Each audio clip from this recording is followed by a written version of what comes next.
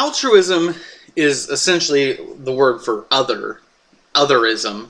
And altruism, if you did an altruistic act, sometimes somebody will say something's altruistic, or there'll be awards for altruism.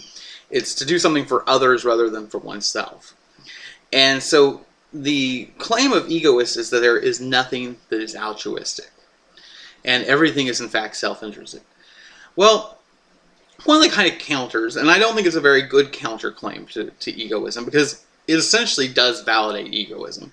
But sometimes what it does is it says, altruism is in your own self-interest. That there are times when, going out and helping others is beneficial. As a matter of fact, people who are generous are oftentimes more successful because, they give to charity, and they get to hobnob with the right people. They get to build relationships with the right people, and so that is in fact beneficial to themselves.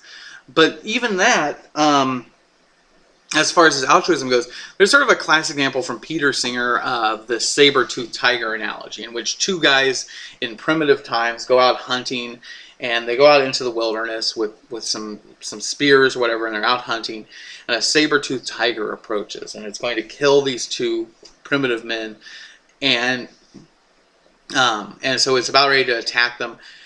And, they always, the thing is, there's always the old saying, you don't have to be quicker than the tiger, you just have to be quicker than the person you're with.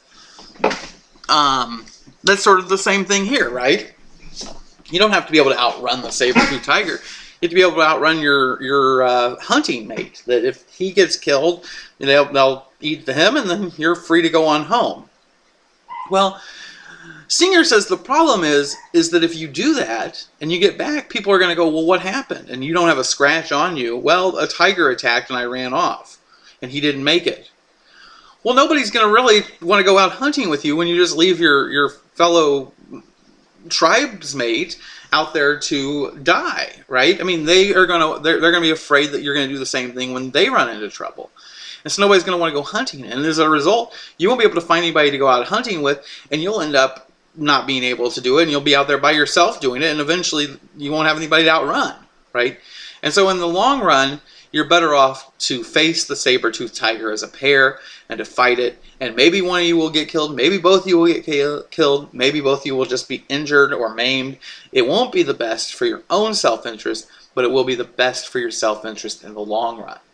Now, I think that's a great argument, it's a great example, but the problem lies that it still is validating egoism. Because, yeah, I mean, in a very basic egoism, it would say always pursue your own pleasure, always do what's good for you.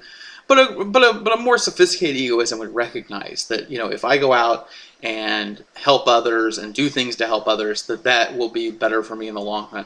It's still self-interested. You're only helping the other man because you realize that, that you need to be able to help others and, play fair and be nice, because in the end, that will be beneficial. I mean, as just a kind of an example of this, I sometimes go out to eat. There's one restaurant I go to, we go basically once a week. We go to it.